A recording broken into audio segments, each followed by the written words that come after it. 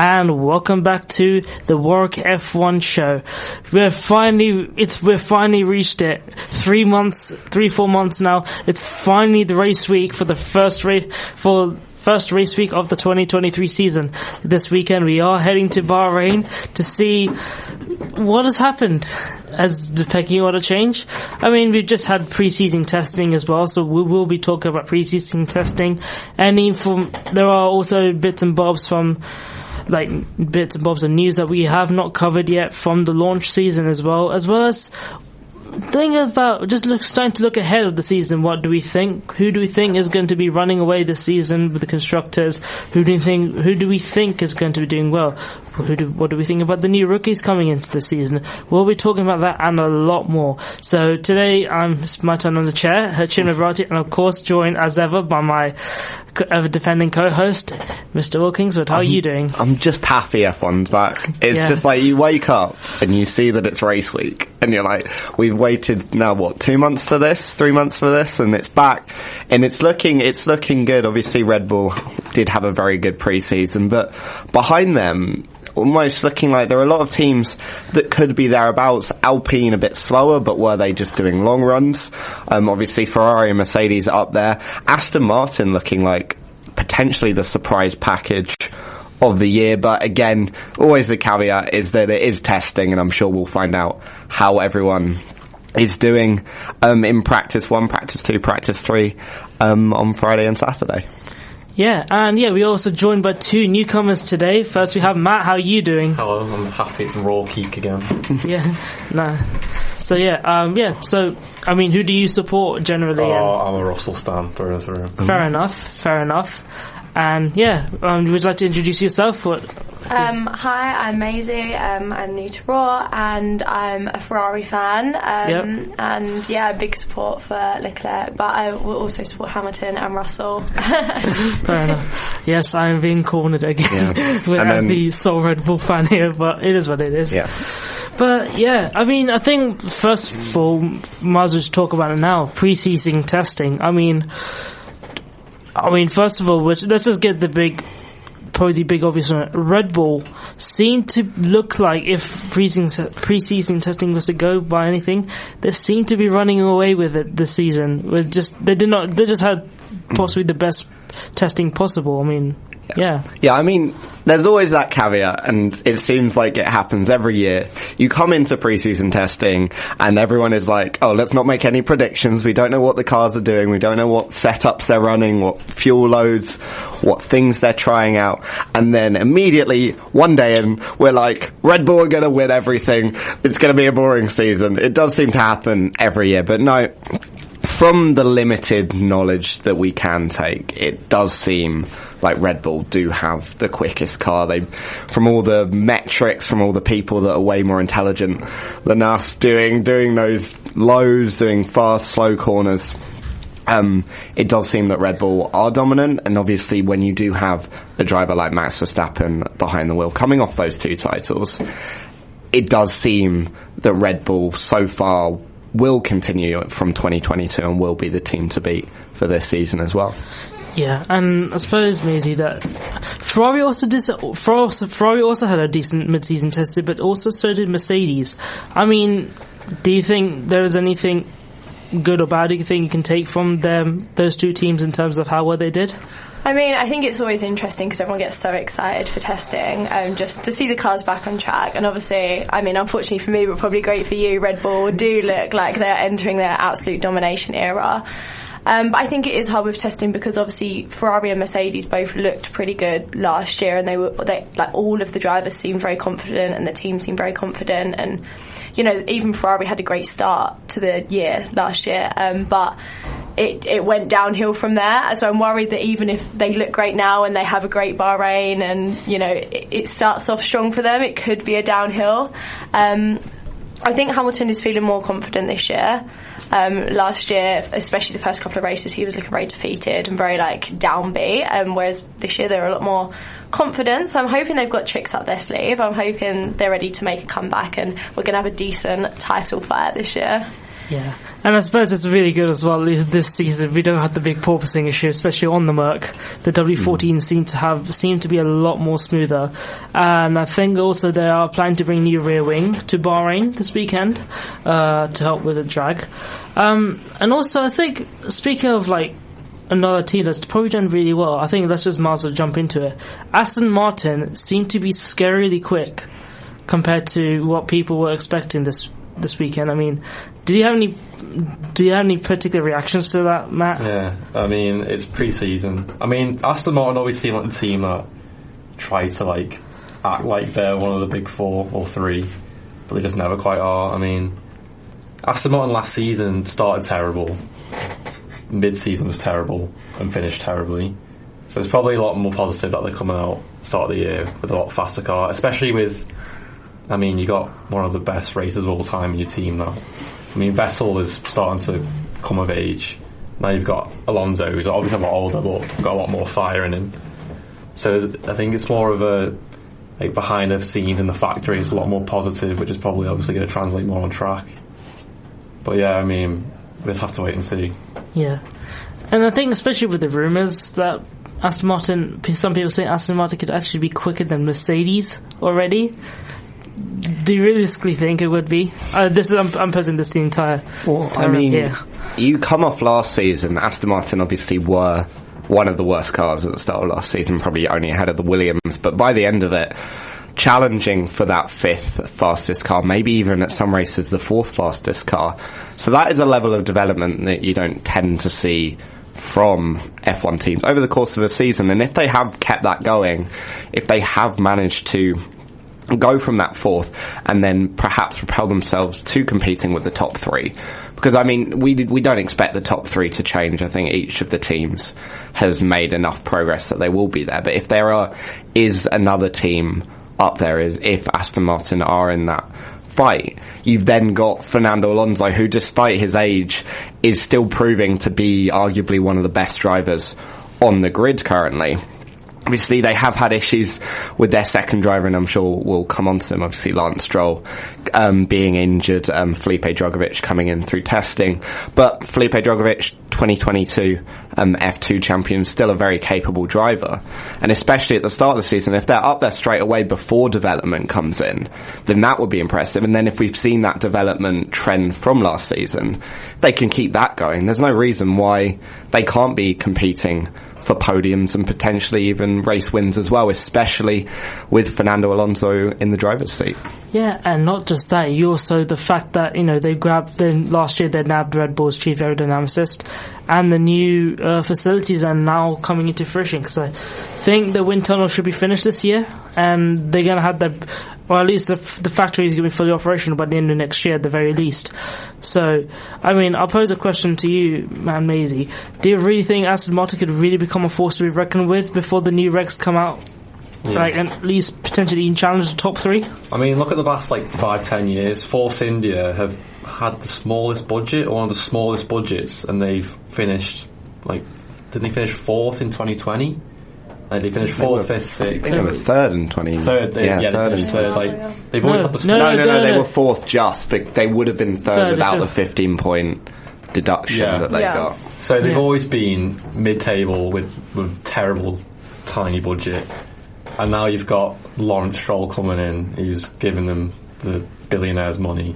They're building some massive factories, so it's a lot more sustainable, this growth. And they say, I mean, Alpine said it, let's say they had their 5-year plan to become the best team on the grid, and that failed. But it just seems a bit different with Aston Martin. I think if they do hit the ground running and they can be sustainable in where they finish, then I think they're here to stay in the top 3. Yeah, I mean, I think we might as well bring it up. Alpine, obviously, we know about another team that had an absolute stinker of a testing, but I don't feel anyone's talking about Alpine as much, because they didn't seem to be anywhere near as well towards the front of testing either. I mean, I think there was maybe that recognition that Alpine were doing something different with testing. I mean, you look to F1 put out a graphic of obviously 2022 testing times and 2023 testing times. You saw, I think, all the teams were at least 8/10 up, a number of teams 2 seconds quicker than the previous year's lap times. Alpine were 0.063 seconds down on last year's lap time. And the fact that no one was making a point of that, I think, just shows that they maybe were doing something different. They maybe they've got that 1 lap pace down. They know what to look for.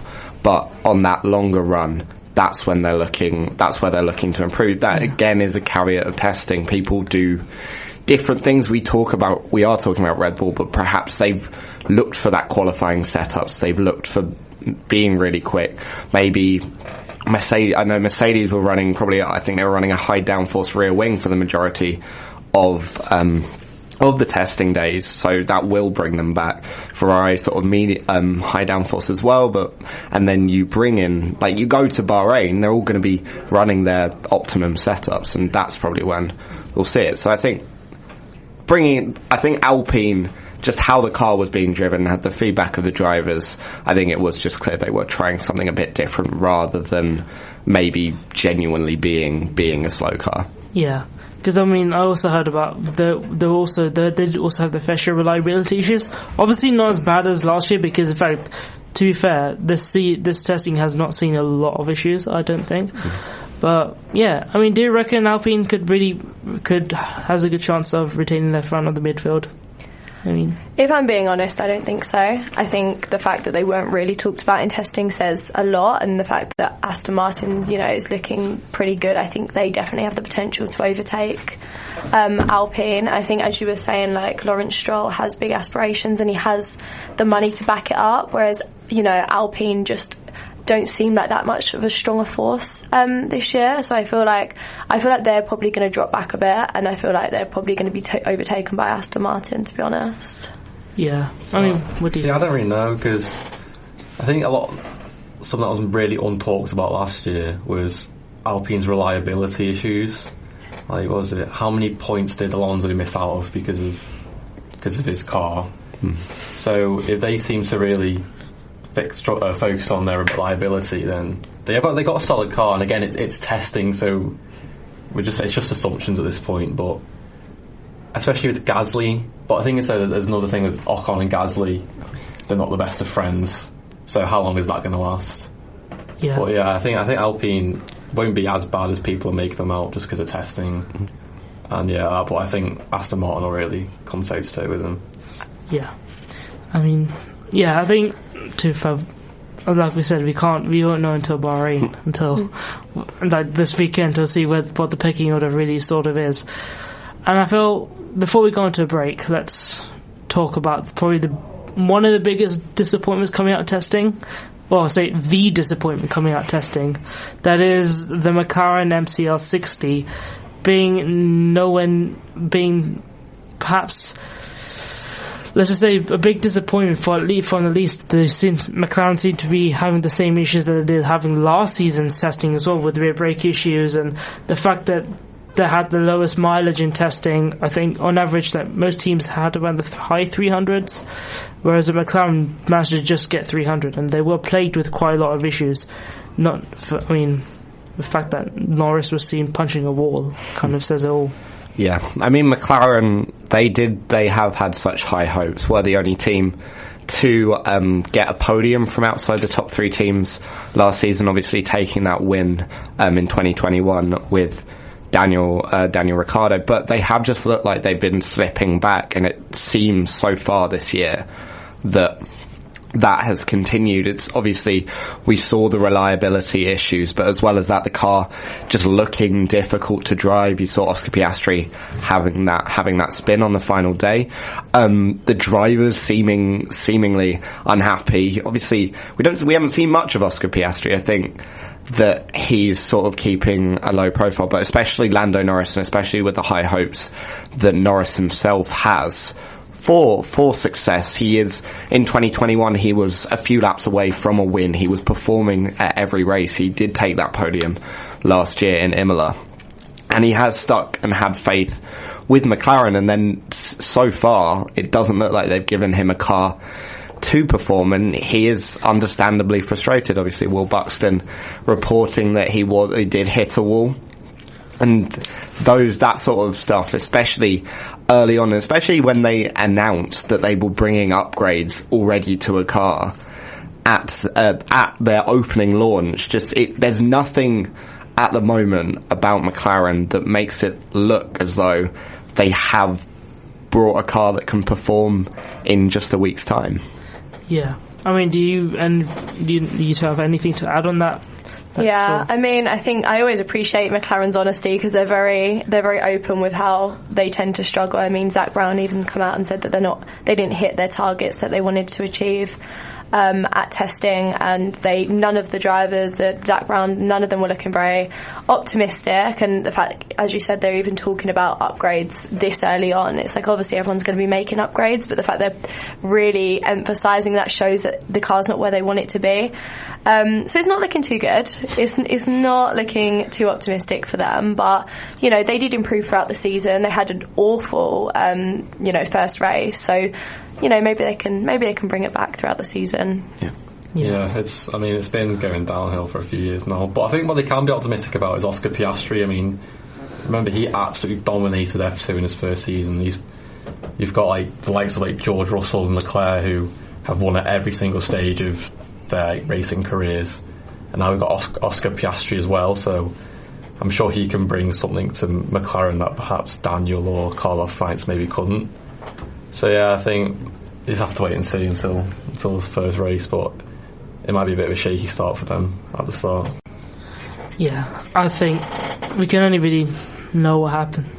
We have to see how McLaren really do, because we also don't forget last season they didn't have a great testing, and then we saw Bahrain, they were practically the slowest car on the grid, and literally 2 races later Lando gets his podium. Yeah. Mm-hmm. So it is a bit tough one with McLaren. I'm currently wearing a hoodie. McLaren are my second team as well now, so but it's I think it's just the general trends. It's just I think last year you had it with Mercedes, while they looked alright, everything coming out of the team didn't spell good. The drivers weren't particularly happy, the team wasn't particularly happy. They were looking to bring upgrades very quickly, regardless of what they were doing on track. And it looks as though McLaren are doing exactly the same thing, and also on track the car doesn't look that easy to drive in the corners, especially. It's just it doesn't look good. We don't know that it's good. Maybe they're pulling a blinder. Maybe they've instructed their drivers to do some sort of art of war thing, and they'll come out and be a second quicker than everyone. But it's just everything coming out of it, regardless of what is going on in testing.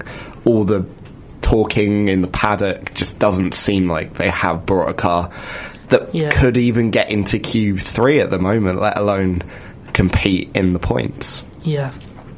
No, I think McLaren, at least for the first few races, seem to be in a fairly difficult position. I mean, is there anything else that was worth noting about from pre-season testing? Really, that's really, because there wasn't, obviously we only had 3 days. There wasn't actually that much. Yeah, I mean, that is the thing. It's now 3 days instead of 6. I think it's been for the last few years. So you get 3 days to do it. You get a weekend plus a day, and you've got to get it right, because if you don't have much time before the next race to sort out. Yeah, and probably just to finish things off with pre-season, is 3 days enough, would you say, after look at the season's testing, or do you think the 2 weeks should have stayed? I think it's so difficult to tell because for a team like Red Bull, the 3 days looks perfect. Do you know what I mean? Max Verstappen only had, a day and a half, and he looked great. He was more than happy. And equally with Perez, Perez got the whole of the last day, which is arguably the best chance to be running the car, and he had that whole day and he looked great.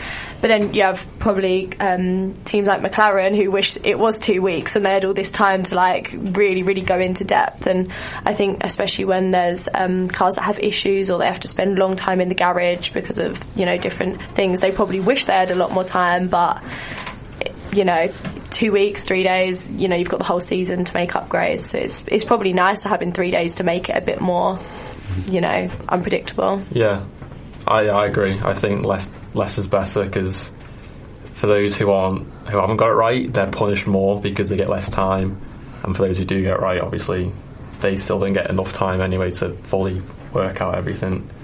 So yeah, less testing is better, because it's unpredictable. There's more likely to be mistakes in the race. So yeah, I think less is definitely better than the 2 weeks we get now. Also, testing is so boring to watch. I'm sorry, I love Formula One, but the testing goes on in the background. Do you know what I mean? Like a race, I'll sit and watch the whole thing from beginning to end, but the testing is put on the background. I'm doing other things. So 2 weeks, I'd love to be committed to it, but I just don't have the time. No, I think I agree with Mazie. Obviously, if you've done well, you want as little days as possible for your rivals to catch up. If you've done badly, you want all the time in the world to put your car on the track. Yeah. But I mean, I think, again, when we had testing in Barcelona, you almost had time to recover it. For Barcelona, you could see the improvements that you made, but you've had 3 days. The first race of the season is at the same track, so it's very much sink or swim, depending on how well you've done over the winter. Yeah. I think, I love I think I'm happy also from the 3 days. I think it's just that extra unpredictability it gives to the drivers. It's just something that's quite nice as well. It's not nice for the teams, but it's nice for us, the viewers, and I'm sorry, but us viewers are more important. We are the ones who bring in the money for the sport, so, it's true, so. Yeah, no, that's fine. So, yeah, I think, so yeah. Yeah, I think that pretty much says it all about pre-season testing. There wasn't too much to go about it. I think what we'll do after the break, we'll quickly just have a little mini news segment, basically just catch up on any news that we've missed out since, launch season, because there are a couple of bits to really talk about, I think, and then we'll start and then we'll look forward for 2023, and we'll get some nice little predictions down. Yeah.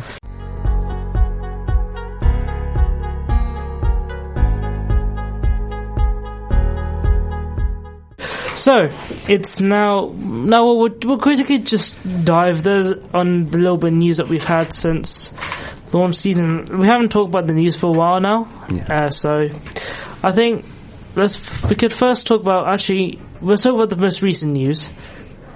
Probably the most unanimously happy decision that we've seen amongst F1 fans for a very long time. The final chicane in the Circuit de Catalunya has been removed. Yeah. I mean, how happy are you from happy to happy? I genuinely cannot think of a decision that F1 has made ever that has generated such a unanimous cheer of support. Like Spain, I think Spanish races obviously always didn't benefit from the fact Spain was the testing ground, so teams eventually built up about 1,000 layers of data on the race. And then it also didn't benefit from that final chicane, which was, I'm not saying it was one of the worst chicanes in F1. I'm not saying the worst one, because I think there's a few that could compete for that title, but it disrupted the rhythm. It made that third sector really clunky. It made what is a really long straight still very difficult to overtake on. I just think this was the best decision. It was obviously the layout until 2007. So from 2007 to 2022 now, we did use the chicane, and I think that now they've seemingly recognised the fact that it wasn't good for racing. They've probably taken on board some of the fans' criticism as well. Obviously, we do want to see entertaining races, and they've gone back to this, made it safe, and I think it is just a very, very good decision. I mean, yeah. Do you have anything to add on that, Billy? It makes Spain quite a high-speed circuit now, because, I mean, apart from that chicane, there's the breaking point of the second DRS zone, which has also been extended now to go around. So, yeah, it's going to be quite interesting, because strategies will change a lot, and it's going to add another, 30-40 kilometres an hour by the end of that first straight, which will make racing more exciting, obviously. Yeah. I think ultimately what they're aiming for with a lot of the circuits that have had a lot of criticism is just they want to see better overtaking, they want to see closer racing, and I think taking out that chicane is just the perfect way to do it. I mean, Spain just comes under like so much hit. Every time we get to it, everyone's like, oh, it's the worst race of the year, and it's like, finally we might get something a bit interesting, a bit more overtaking, and it could be one that people really enjoy. Yeah. I mean, I want to throw it out there. What do you think is probably the least good, the worst corner in Formula One right now in terms of the tracks? Oh, does Monaco count? Just all the whole circuit. Actually, I'm going to probably say no. I think all the individual corners of Monaco are fine. I think they just add up to a track that's really not great. Yeah. The Abu Dhabi middle chicane I immensely dislike. Because again, it is just fast, slow. The cars spread out again for that second straight. Actually, you know what? The spoon after the second straight I dislike even more because they somehow made the track worse for overtaking, and it was already terrible. I think, anything Abu Dhabi related. You know what? Abu Dhabi. That's the worst corner in F1. Probably the chicane in Hungary isn't great. After the. When it goes up and then goes into a chicane. Turn 5. Yeah, I think I know what you're talking about. After the auto, because if it was just a straight onto then like the last sector. Yeah. Again, there'll be a lot more overtaking. Yeah. I mean, can you think of any, Mazie? Of any that we haven't mentioned yet? To be fair, I'm just not a fan of the Brazil circuit on the whole. That's sacrilegious. I'm so sorry. That is controversial. Is that really controversial? That is controversial. What's wrong with Brazil? I just think it's so boring. Name one ball. No, sorry. What am I talking about? Mexico. Mexico, sorry. I was like, are you talking about... hold on. Watching different Brazilian the reaction, I was like, whoa, isn't this like a whole agreed thing? No, Mexico. Right. The Mexico circuit, I'm not a fan of it. Like, literally, please just replace it. Especially the stadium section. No, I agree with Mexico. Yeah. I mean, of course, the spectacle's great, but... Because especially going around the baseball stadium, but... The stadium section replaced Peraltada as well, and that was one of the best corners on the track when... Back in the day when obviously they were going around the circuit. Now Mexico's dull. I was really confused. Yeah, no, sorry. I was like, have I been watching these Brazilian Grand Prix or have they been somewhere else?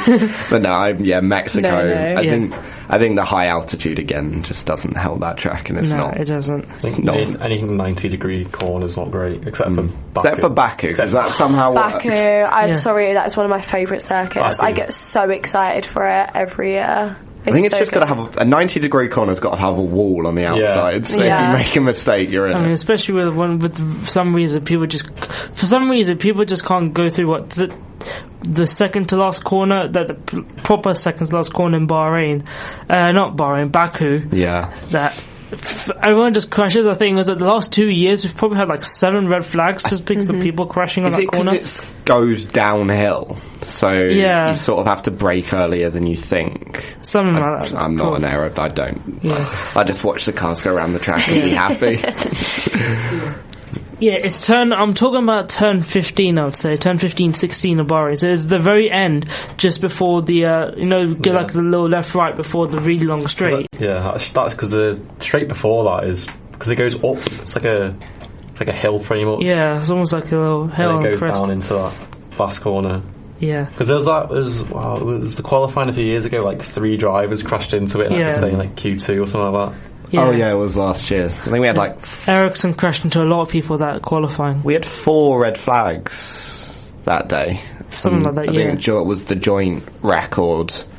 Stroll, Giovinazzi, Ricciardo and Tsunoda, I want to say. I think there were 2 in the final practice, and then Sainz just span while watching Tsunoda drive into a barrier.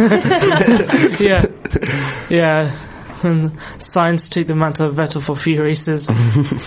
But no, I think Spain. It's like you can't even have a debate on it because it's just a good decision. We'll go there and it'll still be boring somehow, and then we'll be like, is it Spain? Is that the problem? But no, I think the drivers will like it, the fans like it. I'm sure the organisers like it. It's drummed up hype for the race. No one's not benefiting from this. Yeah, exactly. I mean, other than the sort of safety people whose opinion does not matter. But on this matter, but let's see. Well, yeah, I think you're pretty unanimous. There's nothing much more to say. Probably the second bit of news. Unfortunately, we're going to have to go back to the absolutely awful launch that was the RB19 launch.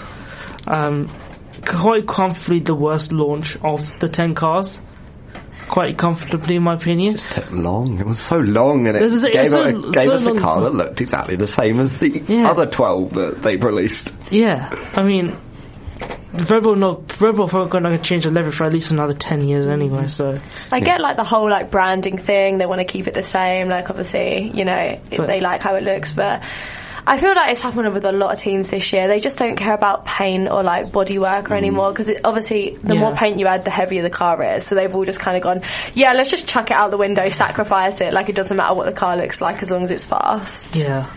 The only team that's really probably pulled off this whole new trend is Mercedes. Yeah. Because my personal opinion, Mercedes is actually probably the best livery. I think they'll go back to adding paint once they figure out. If the cars keep getting lighter, which you'd imagine they will, they'll start adding paint again. I think this is probably the worst it will get, hopefully. Otherwise we'll just have 20 carbon fibre cars going around the track. Yeah. But no, the news. What was the news? We have yet another manufacturer. Actually, I'll bring in two manufacturers here. We'll talk about the first one. Ford is returning to the sport after a while now. I think they're going to be returning with they're calling it a strategic and technical partnership with Red Bull Powertrains to develop the engines for the new 2026 regulations. It's like sort of what they had with Honda, isn't it? No. Oh, is it not? Kind of, because the thing is, it's a bit weird because Ford are not directly building the engines, whereas with Honda, Honda's actually still building the engines and Sequoia and everything. It's basically all Honda engines minus except the fact we're not calling Honda for some weird reason. We'll actually go into Honda into a second anyway, but I mean, probably that's another big thing, that we have another big manufacturer coming into the sport, with obviously Audi coming in, and now they've actually bought a stake in Sauber. I mean, yeah. What do you think about Ford returning to the sport? I would say that wording leaves open a lot of interpretation for the next 3 years of what the partnership will actually be. Yeah. I think, especially if Ford come in, that might open the door for Andretti and General Motors, because let's be honest, the Americans would love a rivalry between those are the two iconic car brands in America, and I think if one came in, the other would be more likely to follow, because you would have that American rivalry when it comes to the sport. But no, I think it is too early to say what the partnership will actually be. I do think there is that open possibility for Ford to end up just building the engines for Red Bull. But again, it just shows that the sport at the moment is probably as healthy as it has ever been, with how many manufacturers, be they engine or car manufacturers, coming in with new entries.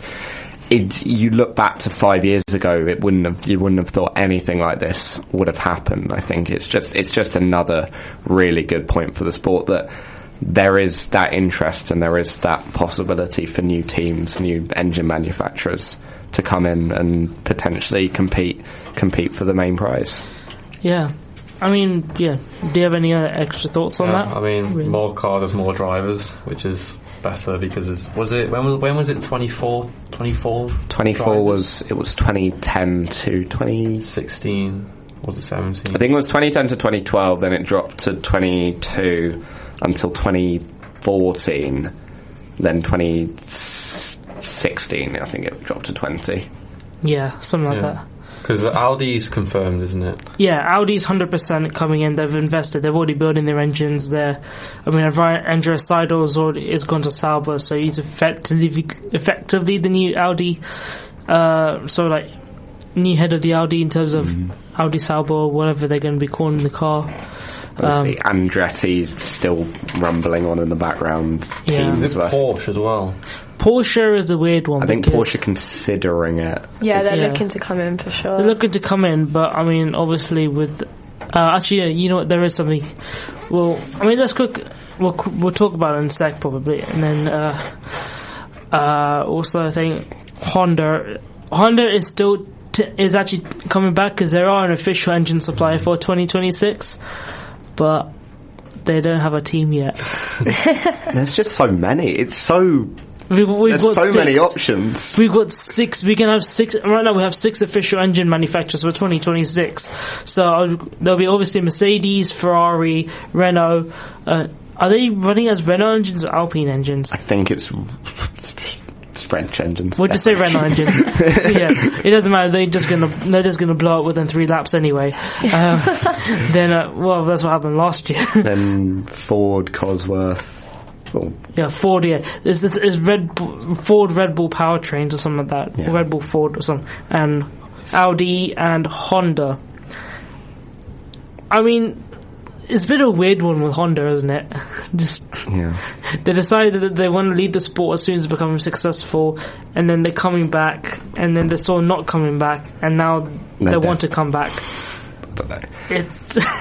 And the fact that I mean, do you see them really coming back to supporting a team? No, I mean their main link was Red Bull, wasn't it? Then Red Bull sacked them off. I can't see them coming back anytime soon. But they've got quite a big. Is it in IndyCar? Is it Honda and Chevrolet? They're the two. Yeah, they'll probably just because that's a growing sport as well, so they might just focus on IndyCar. Yeah. I think it's so interesting how, like, with the rise of the sport and how people have got so interested, it's become such a big sport over the last couple of years that now all these manufacturers want to come back in and they want to get involved again. It's almost like free advertising. Do you know what I mean? Like, when Honda was providing for Red Bull, loads of people were talking about Honda, and now they left, they kind of dropped off. So now they want to come back, and it's almost like the more involved they are in F1, the more people are talking about them and talking about their brand, and it's just free advertising. I think everyone just wants a bit of to get involved with it. It does just feel like F1 has become, I'm not going to say it's not the most popular sport in the world, but it's one of now the most well-known sports in the world. It's a sport you look to. It is financially successful, it's engaging. I think 2021 and that battle had a real positive effect on engagement and people being interested. Drive to Survive, as much as maybe we criticise it. I do not like that show, but, no, but you can't deny how sort of integral it's been. No, I think if I had to point to one thing that has made F1 what it is, Drive to Survive would be it, just because of how accessible it is for new fans. Obviously, it's not when you know what you're looking at. I watched the first episode. I will just go through it. I watched the first episode last night. They were talking about how Ferrari had a poor season in 2021, and they showed Leclerc's crash from 2020. And like, when you're, I think it's almost like knowledge is the death of ignorance. Like when you don't know stuff about it, your ignorance is obviously the little bits. When you do know, it gets a bit annoying. But no, it's incredibly good for new fans coming in, and I think. It's just, everything's up in the air at the moment, but everything in the air is good for the sport. Yeah. There's nothing in the air that if you catch it, it's going to be bad. And I think that it will all shuffle out into 2026, which now more than ever is looking like probably the pinnacle of what F1 maybe can be so far. Yeah. I completely agree. I think, a couple of years ago when I used to say to my friends, I watch Formula 1, they're like, you want to watch cars drive around a track? I'm like, whoa, it's so much more than that. And I think Drive to Survive has showed you the people who are in it, and they're all characters and they all mean something to people now, and you can root for people, and it's made it mean something to people who didn't care about it before. It's given them an easy way to kind of make humanise the drivers, humanise the team principals, kind of let you root for someone, and that's why it's become so successful. Because before that you could easily turn the TV on and literally just see cars driving around a track, and that was pretty much it. But now it's so much more than that, and people recognise it, and I think it has been good for the sport as much as it's just wrong in so many ways. You can't hate on it for how popular it's made it.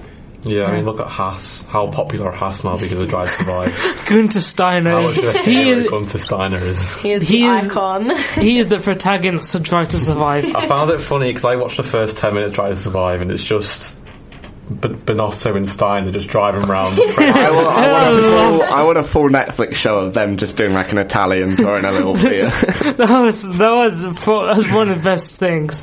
Other than Kevin Magnussen shutting the door on Gunther Steiner, that's probably one of the best scenes I've seen in Drive to Survive. I'd love to see them take over Top Gear. You know when they do the Top Gear specials and they're like driving around all these countries in the cars. Those two doing that would just be another level of iconic. Yeah, I think it just has given personality, because when you're in, I guess maybe like with football and a lot of other sports, you can see the players at all times. You can see when they're happy, you can see when they're sad. In F1, they're behind a helmet in a car that's going at 200 miles an hour. There's not much humanity almost to it. And instead, it's given these drivers humanity. It's made them personalities. It's given the team principals that you'd maybe only see once or twice in a race when they cut to them on the wall. Like, we all know now Toto Wolff and Christian Horner don't like each other. We know how much of a personality Gunther Steiner is. We obviously know that maybe even if Mattia Binotto wasn't maybe running Ferrari the best, he's still a kind and likeable person. It just humanises everything, and there's a reason every other sport now is trying to copy the model that Drive to Survive had. Like tennis has its own Drive to Survive, golf even has its own Drive to Survive. It's the Drive to Survive of X. Yeah, football have started doing it as well, where they like follow a club for a whole season. All of that thing. Yeah. Wrexham, for example. People like real life stories, and I think people like sport real life stories, and I don't think that was ever fully realised. And I think Drive to Survive. There's the All or Nothing on Amazon, which is their version of it. Yeah. But it's just people like knowing behind the scenes stuff. Make you appreciate it more. Yeah, exactly. Yeah. Because I remember back when I was in the Vettel era, all I knew about F1 was the abbreviated surnames. I just knew Bott or Ham. I didn't actually know who they actually were.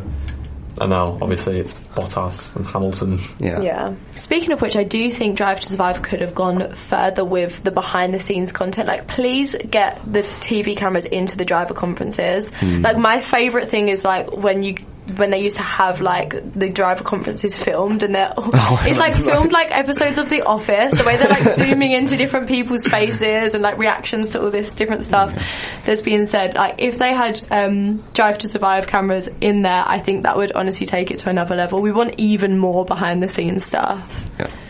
Yeah. I think it is just good. It's all good and bad, but you can't deny its impact on the sport, I think. That's what it really is. And I suppose probably the last bit of news was, I thought, Fernando Alonso has probably seemed to start a trend now where Aston Martin drivers getting injured with bike accidents before testing. First him last year, and now this year. I mean, thankfully he is alright. Lance Stroll has recently had a bicycle accident, which has caused him to miss out all of testing, and now miss out the first race of the season. Yeah, potentially miss out the first provided race. In case he doesn't recover. And it is also officially confirmed that Felipe Drugovich will be that stand-in driver in case Stroll cannot make it for Bahrain this weekend. I mean, yeah. I hope Stroll's alright. I think he gets to, obviously, I think there were some people that I saw which I thought was a bit harsh, obviously. Maybe like not celebrating that he was injured, but saying it wasn't the worst thing in the world. And I think that's incredibly harsh, because I think regardless of maybe how he drives, he's still a talented driver. He's still in F1, and by now you could probably say he's in F1 on merit. And you don't want to see a driver injured. I think it was a good decision from Aston Martin also to choose Drugovich. I know there was the support for Sebastian Vettel coming back into the car, but the reserve drivers are there for a reason, and Drugovich, he won F2. In fact, now if he does race at Bahrain, every F2 winner is going to be on the grid except Mick Schumacher. So it again shows that F2 is a good pipeline, and the reserve drivers are there. I know Vettel would have been great. Obviously, I think everyone would have liked that. but realistically, you've got to keep giving. You've got to give your reserve drivers give your reserve drivers the opportunity when they are there to be given that opportunity. Yeah. And do you think Djokovic is a good choice as well? 100%. I think he's a great choice, and I'd love to see what he could do in the car.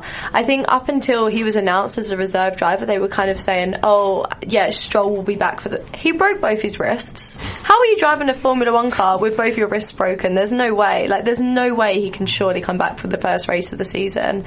Yeah. So, I mean, that's obviously awful for him, but yeah, I'd love to see what Djokovic can do. I think it'll be great. Yeah, it'd be cool to see Djokovic, especially against Piastri or Sargent, where obviously it's kind of, you can argue it's unfair that Sargent has got a seat and Djokovic hasn't, because obviously Djokovic won. But it would be interesting to see how Lance Stroll bounces back as well, because obviously Vettel missed the races last year, but because of his experience he was able to get up to speed a lot faster. So it'll be interesting how much of a disadvantage Stroll is back when he is back. And not to mention that his teammate this year is arguably even more difficult to beat with Fernando Alonso. I mean, but he does have track records for driving teammates into retirement. So that's true. The final boss, the man that refuses to retire. Yeah. You know what I love about Alonso? I just think even though he is the oldest in the sport, he has such a passion for it still. He is still so driven. I think last year I could definitely see that Vettel was kind of ready to retire. He didn't really care as much. He's done his winning, he's happy, he's fine. Whereas Alonso was still going out every week, fighting, arguing, trying to get put in front of his teammate every week. So I think I love that he's still fighting for it, and I think that Stroll is going to have a tough time with him as a teammate for sure. Yeah. I'm not the biggest fan of Alonso, but I can respect his drive to win, and I'm not saying I'd like him to win a third world title over Hamilton if it's obviously the opportunity, but I do think would be quite a story if after all these years, and especially after all the years where the career decisions just haven't worked out, he's finally made one where Aston Martin are really good, and he has made that correct decision to come to the team. And I think we've seen it in the past. If he's got a car that's maybe not even the quickest, maybe not even that quick, but if he's anywhere near close to the top, he will compete for the title. It's happened every time he's had a car, in even cars that have been slow. You look to 2012 when that Ferrari should have been nowhere near the top, and he managed to take it to the final race of the season. Yeah, I think was it Spain last year when he was literally arguing over the radio so much to try and get put in front of Ocon, and they were just going backwards and forwards, and the whole time the two Alpines are just dropping back from the front runners because they're just arguing over who won it. You can just see how much Alonso still wants it, and I think it's really nice.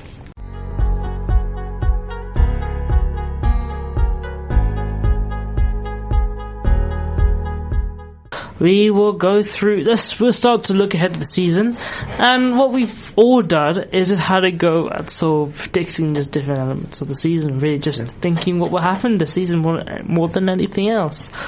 And they'll all be horrifically wrong because that's just how predictions work. Yeah, probably except for the first one. Who's going to win? I'm trying to jinx it. I'm trying to make the prediction, and then it will jinx it so it doesn't happen. Yeah, why not? But no. I mean, let's just get the obvious one out of the way. Who do you think is winning this season? Who's going to be the Drivers' and Constructors' Championship? We'll go around the room. We'll start with Matt. I think Verstappen will win, and he'll win it by Japan again. Okay. And then the Constructors will be, I'm going to say Mercedes. I think they will be just as consistent as last year, and Russell will be even better, and so will Hamilton. So I think Verstappen will win the title, and then Mercedes will win the Constructors.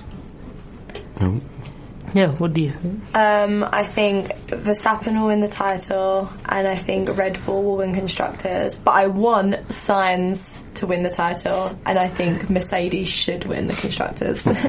I think Verstappen and Red Bull as well, but I think it'll be closer than last year. I think last year should have been closer than it was already if Ferrari hadn't continued to be Ferrari throughout the middle of the season. But no, I think at the moment that Red Bull is looking really good, and obviously you've got arguably the best driver in arguably the best car, and if you combine those two things, it would take a lot to stop them.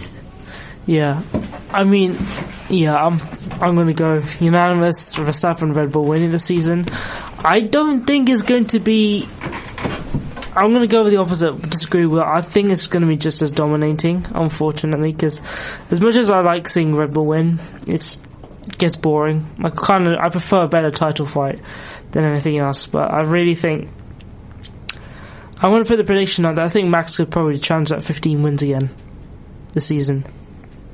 I hope not. I hope not. I don't think so. I think 15 wins as in and of itself is an incredible achievement, regardless of how quick the car is, because you look to 2014 to 16 when Mercedes dominance, both the drivers were quite close together, and there wasn't really much in 2022 that threw everything out. Like, you look to 2020 where there were those races that were completely crazy and everyone was out of sorts, and 2022 was a bit more just predictable, and when it threatened to be unpredictable, they decided to throw a red flag when a drop of water fell from the sky at any possible opportunity. Yeah. But no, I don't think he'll challenge it. I think if he wins it, he'll win over 10 races, but I don't think he'll get to that 15 just about. Fair enough. I mean, I also put that he'll probably win at Mexico this season. Mm-hmm. He'll win it by Mexico, but I think but I do hope Checo does win Mexico finally. I've just thought, can you imagine if he wins at Las Vegas? Imagine how crazy that race would then become. Yeah. Oh God. That would be big. I mean, yeah. Anyone else got any predictions they want to throw out yet? This one relies on Aston Martin not actually being as good as they look, but Fernando Alonso will win a race. I just think he's showed it so many times over the past 10 years that if he's got a car that can get a podium, it doesn't even have to be challenging for a podium, but it's possible for him to end up on the podium, he can pull it out of the bag and then win. And I think if Aston Martin are up there with Ferrari and Red Bull and Mercedes, then Alonso is going to be near the top, and in a race that could get crazy, I think Alonso easily has a chance of winning and becoming apparently the first driver in his 40s to win since Nigel Mansell in 1994. Wow. Well, but I could see it happening. Definitely podiums, but I don't know about a race win. No, I think podiums are guaranteed. I think. Yeah. What do you think? I think AlphaTauri will finish last in the constructors. Oh wow. I think Nick De Vries is a great driver, but he's not used to driving Red Bull cars. He's been driving Williams, Aston Martin and Mercedes cars. The car just looks meh. Williams, even Haas are taking bigger steps, I think, so far, and I think it's just going to be a bit of a season for AlphaTauri. Yeah, I mean, I'll probably just add AlphaTauri. I think AlphaTauri would definitely get sold probably by mid-season. I think Red Bull are definitely going to sell AlphaTauri off now, because I think they're putting investment in both teams. I mean, of course they're not paying as much in AlphaTauri, but I don't think Red Bull will, because they're going to keep maximum investment on the top team, especially where they are in the constructors right now. And the fact that they got one team on two ends of the championship, and right now, I think is they're trying to move to the UK, and I don't think AlphaTauri will want that to happen. AlphaTauri sold to Andretti. Ooh, Italian links as well. The kid gets sold to Andretti. Don't AlphaTauri want to do things on their own anyway, relative to Red Bull? They say they want to make their own parts, and you kind of notice last season, Ferrari got better, Haas and Alfa Romeo got better, and then as Mercedes got better, Aston Martin got better, but Red Bull exceeded everyone, and then AlphaTauri has been falling back still. There's not been that like correlation, so AlphaTauri's just not serving its purpose to Red Bull anymore. I think it was used to get drivers to like develop and put them so that when they got into Red Bull they were at the top of their game, and I just think, you know, Pierre Gasly was held in that seat for so long when there was no chance he was going to move up. They're just not doing it anymore. They have Max Verstappen. At the moment they have Perez, they have Ricciardo as their reserve driver now, who could come back in at the drop of the hat. They just don't need the team. They don't need him anymore. Yeah, I mean, when they promoted De Vries over like a Red Bull Junior, essentially, like you looked at like, maybe Liam Lawson as an option, but they went for De Vries, and I think I completely agree that there isn't that pathway, and I think they have become detached. I can see them being sold. I think they will be low down. I will throw out potentially, I'm not saying McLaren will be as terrible, but I'm not saying it's out of the question that they could be 8th, 9th, 10th, especially with just like we were saying, the rumblings of everyone else seems to be fairly somewhat satisfied with how they performed, and McLaren are very obviously and have stated that they're not. And I think that at least in the first half of the season they won't be anywhere near the top, and potentially could be in that 8th, 9th place position. Yeah, I think I'll probably see them. Actually, to be fair, one of the predictions was McLaren comes 7th this season. I think, overall. Yeah. Wait, so that was top 3: Aston Martin, Alpine, and someone else. I reckon Alpha. They went so under the radar, Alpha, even though Guan Yu Zhou was fastest on one of the days. But I feel like Alfa Romeo just operate off, our car looks good and we just vibe. Yeah. We're waiting for Audi. Yeah, I think definitely. No, at this point they're just trying to ride out the next 3-4 years, because they've got Seidel as their CEO. And they've got this hugely complicated system for their team principal. Rather, there's having a team principal, they're not team principal, and the whole launch just seemed like an entire game show. But I think, Alfa Romeo, they just operate. But like McLaren, it just doesn't look good. It doesn't sound good. Doesn't drive good. No. Nothing good is coming out of that team. I'm saying the car doesn't look good either. It's got too much carbon fibre on it.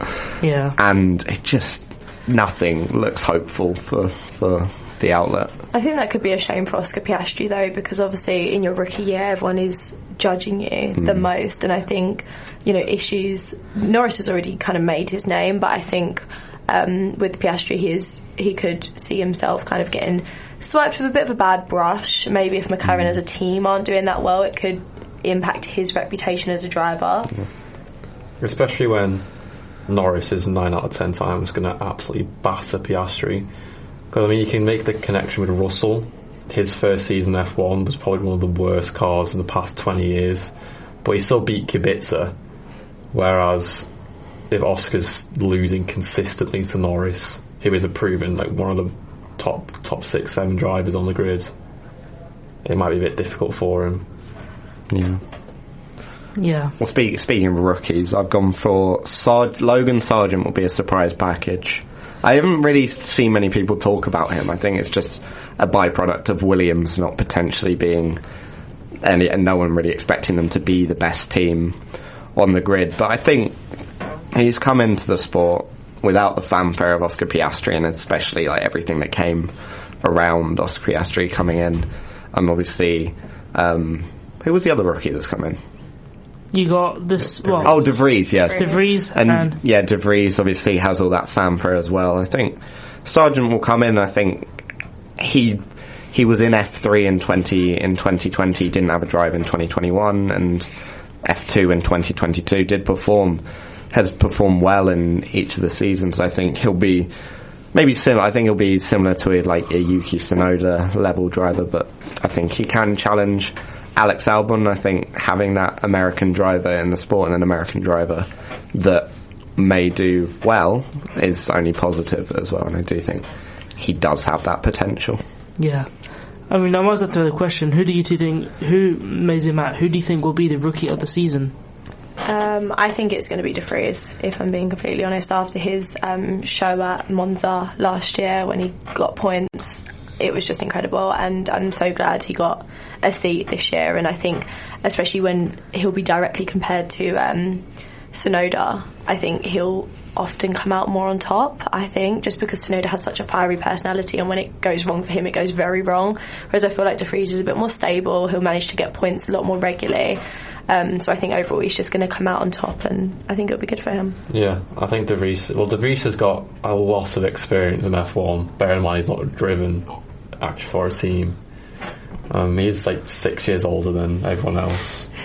But I mean, I think Sargent, I think he'll definitely get better as the season goes on, especially since there's 3 American races. He'll be a lot more motivated to do a lot better and go into those races with a lot more hype. I think he'll get a lot of support in like Texas. Oh, like, definitely. Down there, I think they'll love him. Yeah, well, definitely in Miami. Yeah. Where's he from? Because he's from Miami. Is he from Miami? He's from Miami. I can't remember exactly. Let me just Google it quickly. I can't remember exactly, but he's definitely from Florida, so, you know. He was born in, Fort Lauderdale. Yeah. Good old. I think. Kennedy Space Center. Seems alright. I think he'll have a under the radar season. I just think that's how Williams will be in the midfield. He'll be in the midfield. I don't think he'll perform poorly. I think he'll have a few races where he does really well. Yeah. But he's coming up against Alex Albon as well, who is a very decent driver. Yeah. Like, notwithstanding obviously his stint at Red Bull, which maybe wasn't the best, but then again, everyone that's seemingly come up against Max Verstappen has tried and failed, apart from Daniel Ricciardo. Yeah, exactly. I mean, Perez, I'm going to put my big one, probably my biggest prediction. There's a good chance Perez might get booted at the end of the season for Ricciardo.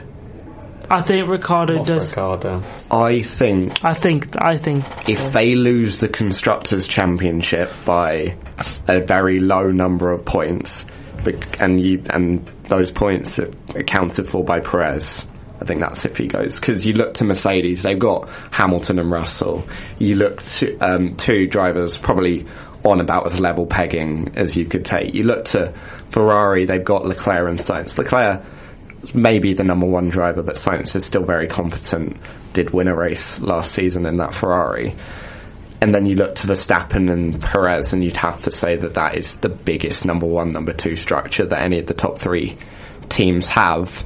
And I think if that costs them, if maybe Mercedes, let's say hypothetically Mercedes and Red Bull are up there competing right to the end of the season, and let's say Verstappen still wins the title. It's still really close, but Verstappen wins it. But Mercedes and Mercedes take that Constructors because they did have Russell and Hamilton both competing, maybe taking points off where one didn't have the best race.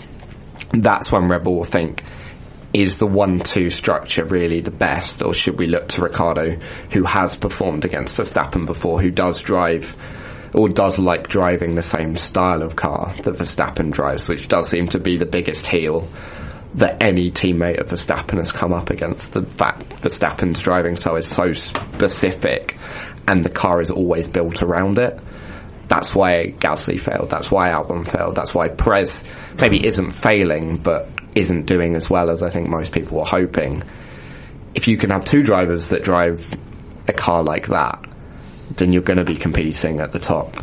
And realistically, Ricciardo will just probably be thankful that he's got another drive and will maybe acquiesce more to a second driver role than what you saw in 2017 and 2018. Yeah. I've got a pretty hot take that Hülkenberg will get a podium. Oh no. No, maybe not in a million years. Hot take, Magnussen and Hülkenberg will get into a physical fight. I don't think they will. No, I put a prediction for the Ocon and Gasly. They will. No, for yeah. sure. Within 6, I'll say by May. Yeah, before Hungary. Yeah. Yeah, I've gone Alpines will collide multiple times. Because I know they've said there's a water under the bridge. It's not. You can see in their responses and how they act around each other, they still really don't like each other. And as soon as they think the team decision is favouring one over the other, it's immediately going to like kick off. They're just the fieriest driver pairing for sure. I think it's going to be so interesting. It's going to be entertaining. Yeah. It'd be cool to see them actually together, because I think I saw a stat like comparing Ocon and Gasly. They've had like the closest like careers so far. Like all their like statistics are like even pretty much, even though they've been in different cars. So it'll be interesting to see which one's actually a better driver. Well, they both had one win in like odd circumstances. Yeah. Like Gasly's had a few more. I think Gasly had like a few more podiums. Yes, because Gasly's had podium. Obviously, he won Monza 2020, Brazil 19, Baku. And Baku 21. Did he have one in? Oh yeah, no, he won in 2020. I was about to say, did he have one in 2020? Yeah. Whereas Ocon had one in 2020. Yeah, he won in 2020. Was it Sakir? I want to say. Something like that. It was Perez. Stroll to Ocon? No, it was Perez, Ocon, Stroll. I think. Yeah, no, Ocon came second in that race. What a weird race. Yeah. No, I love that race. Yeah. No, I don't. No. I'm a Russell fan. It's awful. It's like everything was going wrong. Yeah. But no, I think those two don't like each other. I think they'll collide once and they'll start colliding. It'll like be one collision will lead on. And Ocon's never really had a great relationship with any of his teammates. I'm not saying he's the problem, but it's looking like he's the problem. He wasn't great with Perez. No, definitely not with Perez. Definitely not with Alonso. Alonso's a bit more of an abrasive character, I think, to get along with. Ricciardo, but that's because Ricciardo just outshone him in every... And I think Ricciardo might be the nicest person on this planet. Oh, 100%. Yeah. And they didn't really interact all that much, I don't think. Yeah. No, I think it will be very interesting. Will Gasly get a race ban? When do his first points expire? I think it's like May or something like that. Oh my god, he's got a long way to go. I think at least 5-6 races. You know what? Before. I'll do that one. Gasly will be banned for a race. I'm still saying he should have got banned at the second last race and just had Abu Dhabi off. Yeah, just stick it to AlphaTauri. Just speed in the pit lane. It's fine. No, but yeah, I think those two. And I've also gone for the title rivals will collide multiple times during the season. Yeah. Who do you think they'll be? Who do you think the rivals will be? I think possibly... See, I would say there could be a four-way fight, but I feel like if it's four, you'd have to introduce the fifth. So I think Verstappen definitely going to be up there. Mm-hmm. I think if Alonso's got a car that's anywhere near the top, he'll be there just by sheer force of will. And the fact that man seemingly will not retire until he wins another title. I think if Mercedes have got their car there, they'll have both drivers, and then Leclerc. So if the teams are close enough, it could be like a 2010 where you come into it with like five drivers. I think it's I'm very hopeful. It's all or nothing. I think it's either yeah. complete Max Verstappen domination, no one gets a look in, or we're going to have like 5 people up there like proper going for it. You'd almost want Verstappen in like the second or third fastest car now, and like some, maybe not the best driver, but like some driver that's still good, but not too good in like that Red Bull. Yeah. Like Perez. Yeah.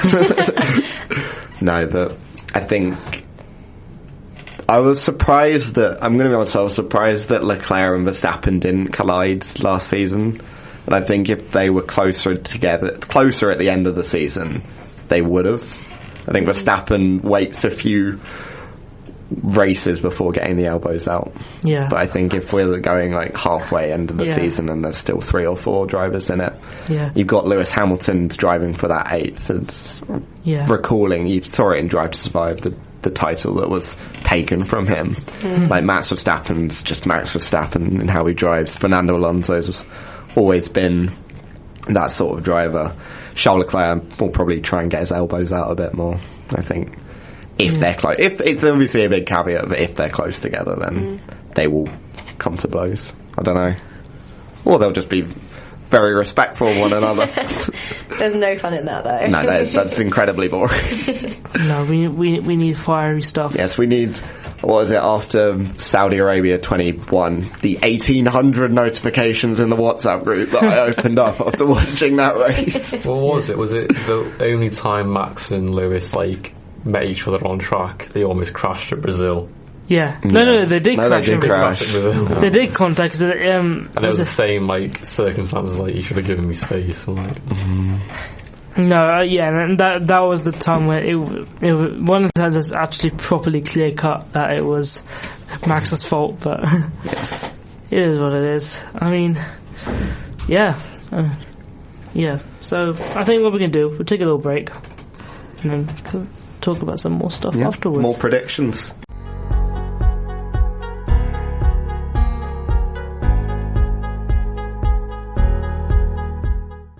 For the last little segment, I think we'll just continue with some extra predictions. We've sort of thought of a few more.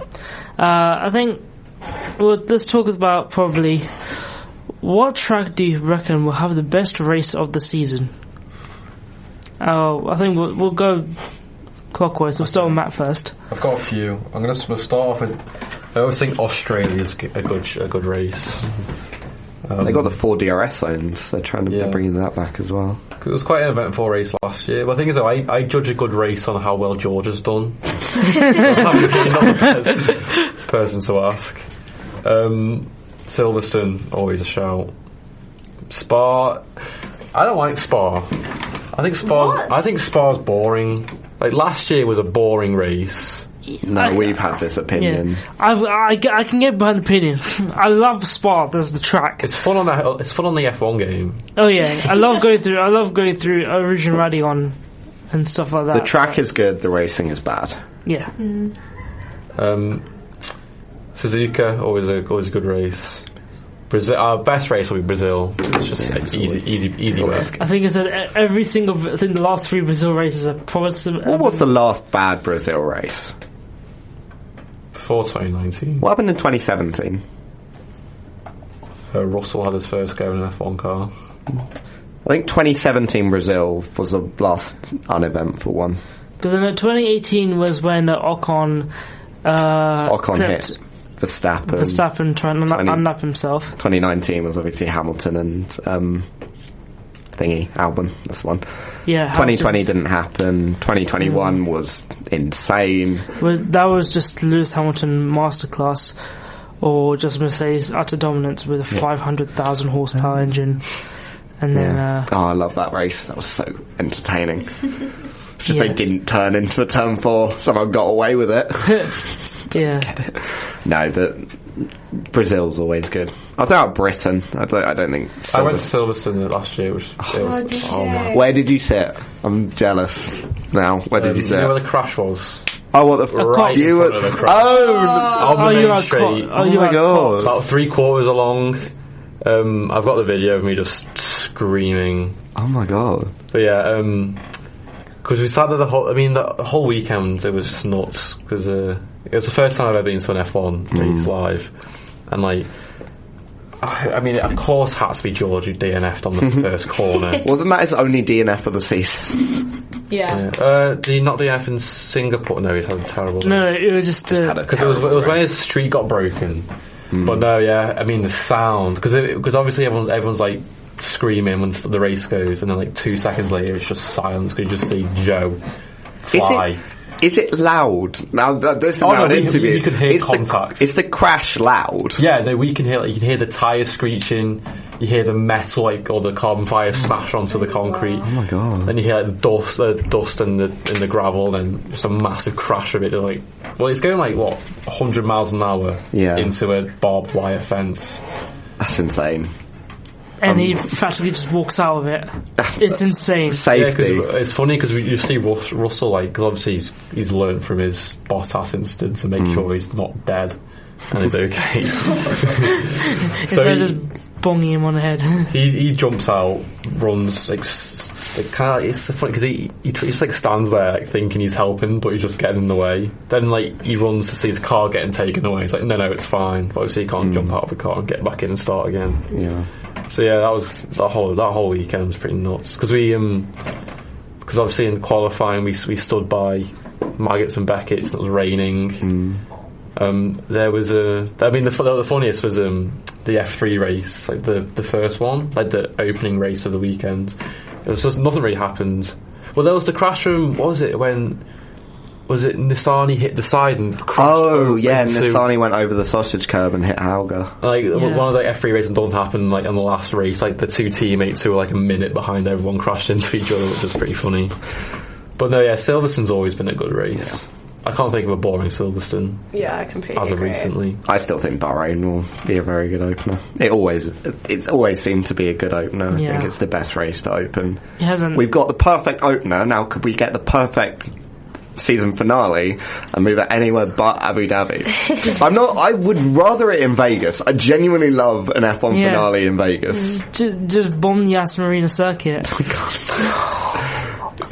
I think the drivers would prefer it in Vegas as well. Can you imagine like the celebrations afterwards? They'd love that. Yeah, I think Vegas will be I think the spectacle and just the fact the track is so simple, but it's just so designed for overtaking. And I'm sorry, 20 cars in night after a safety car on that Vegas strip. That camera shots are going to be incredible. Please, just make sure the ACM are not doing camera direction. That's all I ask. Let F1 do their stuff this time. But what else? I hope Monaco's not bad. Who am I kidding? Monaco will be terrible. Let's just do it. Other than Monaco, what will be the worst race of the season? Abu Dhabi. Qatar wasn't great. No. Qatar wasn't. I think Monaco should be an exhibition race where they are in go-karts. That's how it should be.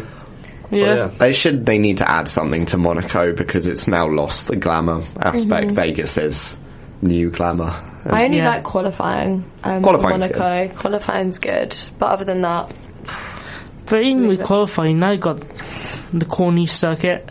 Yeah, that's probably the most impressive that's qualifying. The thing. They've lost qualifying as well because Saudi Arabia qualifying is insane to watch. It's terrifying. It's like they've genuinely forgotten about all their safety regulations that were coming in over the last few years. They're just let's bin them off and build the fastest street circuit we can think of. And literally 6 miles away from a missile strike. Oh, it's not good. No, but Abu Dhabi. Austria's never a good race recently. It's alright. I think it's not the best. There are a few races that are very, very hit and miss. You're either going to get a good race or it's going to be very boring. I think Baku's normally one of them. I love Baku's always good. Yeah, Baku's up there for the top qualifying's.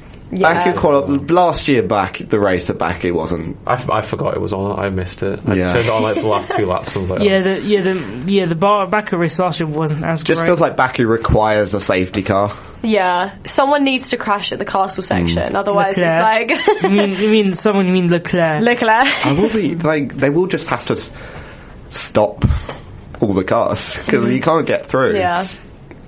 Yeah. I think Monza is always going to be my favourite race. I think I don't know what it is. It's like, it just goes crazy. Even though the race might not be the best, you always just have something unpredictable happen. Like Nick de Vries in last year, then like Ricciardo won for McLaren. What was it? Gasly won. Like, it's not the best racing, but it's something about the track is cursed, where something crazy, chaotic happens. Well, I mean, you had Leclerc for Ferrari. Yeah. Raikkonen almost taking the win in 2018. Yeah.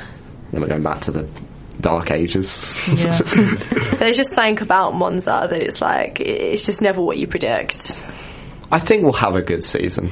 That's my prediction. I think it'll be better than the last season, which, while entertaining at points, I don't think ever lived up to what it could, the potential.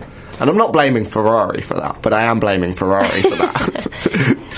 I think it's so annoying because they changed the new regulations and had them come in and everyone was like, oh, it's going to be so much closer racing, like, it's going to be better battling. But the year before, when it was Hamilton and Verstappen, with the old reg, that was arguably the best season that we've had in Formula One, and then they changed it and we was expecting so much from it, expecting it to top 2021, and then it just didn't. Yeah. I think just like the parts of like the races didn't add up to a good championship, whereas you can have sometimes the races can't be great, but you are adding up to a good championship, which I think Probably 2016, maybe the best example of that. None of the races were especially brilliant, but you had that battle between Rosberg and Hamilton for the victory. You got any other predictions?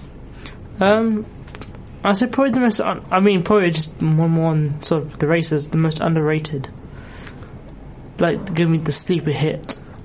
What I just said Las Vegas was a sleeper hit. I think, regardless of whether the title's been decided or not, I think people will just enjoy that race. It'll be like the American decadence that people didn't like in Miami, but because it's in Vegas, we'll all accept it. Yeah.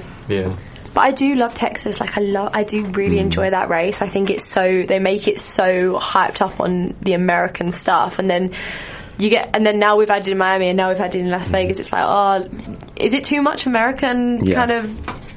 Can we not go somewhere else? Can we not do something different? Like, I'd love to see one in like South Africa. Yeah.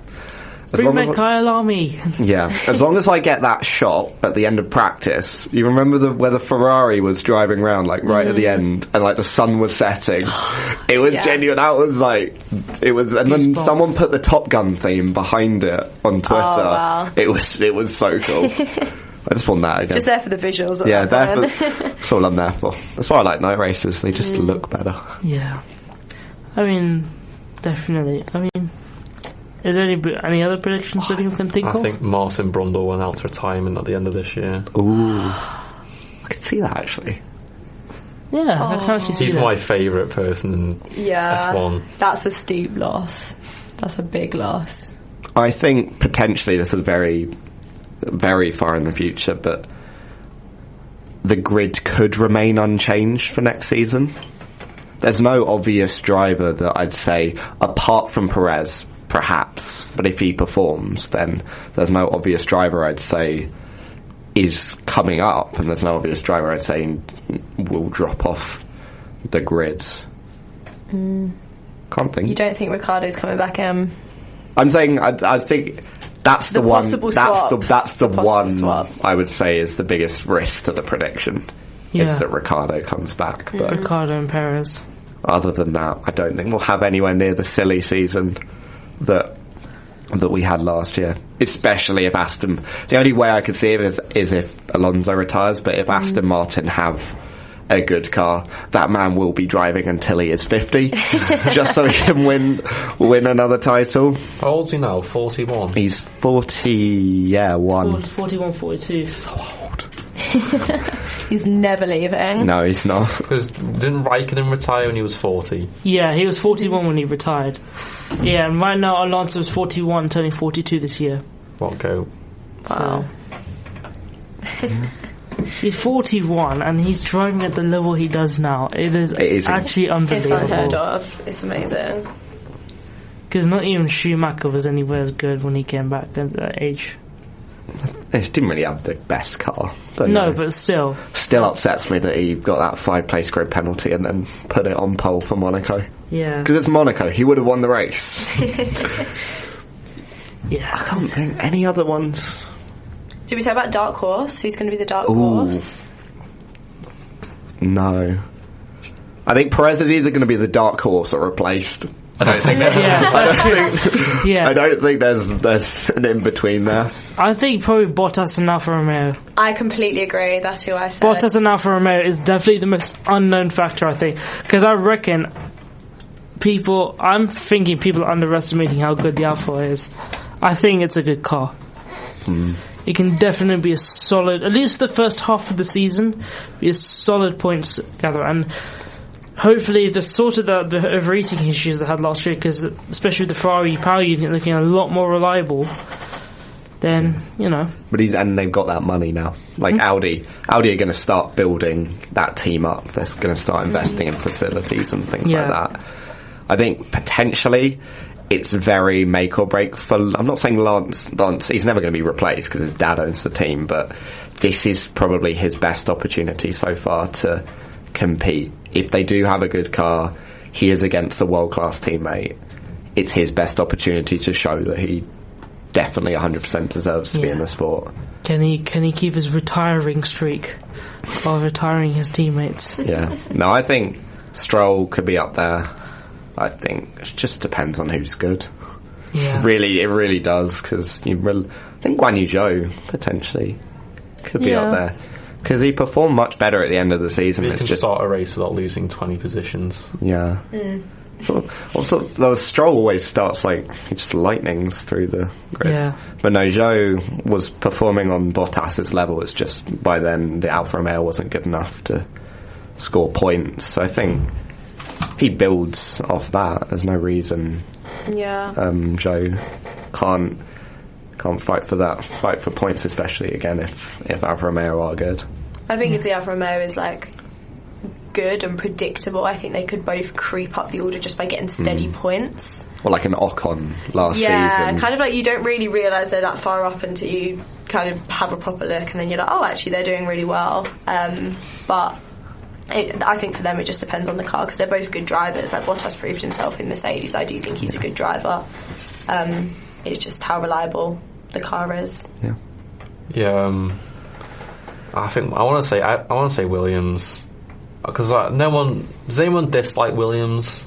They're just so inoffensive. Yeah. I just want to, because Albon and Sargent just seem like a sound pair. I reckon they'll be the pair you won't think will get along really well, and then they will. Yeah, because I can imagine, like, especially for his first year, Sargent's definitely going to be learning from Alex Albon. But yeah, I mean they're just always disappointing, Williams, aren't they? I think they look better this year, though. I think if there's a year for them to be improving, I think it's this one. Yeah, I think if you're right, you are, like, I reckon Williams will be 5th, 4th, 6th, rather than like 8th. What did they finish? 8th they were last year? 9th? No, it was the year before they finished 8th, when Russell was in. They were 9th, I think, because they were ahead of Haas, because that 2021 Haas was a rough one. That was a bad year for them. But no, I can't wait for all these we'll come back next week and we'll have the first race, and all these predictions will be horrifically wrong. McLaren will be the fastest car. Logan Sargent will be a podium sitter. Would I rather Nico Hülkenberg got a podium or Lewis Hamilton won the title? It's very close. I just want to see that man get a podium. I love him. Have you seen the clip on Drive to Survive when the kid asks him why he never got a podium? Yeah. It's just pain. Yeah. But I think I can't think of any more. Yeah. It'll be a good year, I'm hoping. Fingers crossed and touch wood. When Red Bull are a second a lap faster than everyone else next Sunday, and Verstappen gets 17 Grand Slams this season. Yeah. We might regret that, but no, I think there's potential, and I think I've been talking about them too much, but Aston Martin, I think, have thrown that spanner in the works to offer that intriguing element, and if they do have a quick car and it can compete, the return of the Spaniard. Imagine we've just hyped him up this whole time. I know. Last. They're going to be last, and I'm going to look like such an idiot. No. It'll be, I think, good year, and I think everyone's looking forward to it. Yeah. And where can we watch it, Chinmay? With the F1 Society. Oh yeah. Bit of promo. This Sunday at the Clarendon, and I think we may be doing qualifying as well, but I'm not sure on that just yet. But we definitely 3, because I think it's a 3 o'clock start. Yes. So 2 p.m. from the Clarendon. Come down to F1 Society. If you're a member, you get discounts as well. And also, sideswipe, I'm going to be plugging the F1 Society elections coming out tomorrow night. So if you're interested in being part of the F1 Society exec, come along, put your nominations down, email the F1soc Gmail, and come down at 6 o'clock tomorrow. And we can all be civil until the race starts, someone collides with someone else, and then we remember why we're F1 fans. Yeah. Great. But yeah, thank you so much. Thank you, Matt. Maisie, Will, as well as all of you. Really good. We'll obviously be back next week, probably at the same time, to talk about the first race of the season. It's so back. Excited. It's finally back. Finally, man. Oh, when Crofty said those magic words on Sunday, I'm going to be so happy. Yeah. It's Warwick Week. Warwick. Yes. But they did that. Ferrari. But yeah, I think, So thank you for listening to this week's edition of the F1 show. They will be back next week to talk about the Bahrain Grand Prix, as we just mentioned. And yes, hopefully we'll have a good season, and hopefully... we didn't do predictions for the Bahrain Grand Prix. There's not enough time. We haven't got time. We'll make some predictions and we'll promise to stick to them. Yeah. Okay. But yeah. Sure. Yeah, so that was your host today, Chinmay signing off, and thank you for listening to the Warwick F1 show.